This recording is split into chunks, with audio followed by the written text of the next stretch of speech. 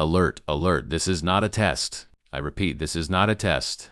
The nation is in danger of an anomaly found around Texas. For more safety, this broadcast will go silent.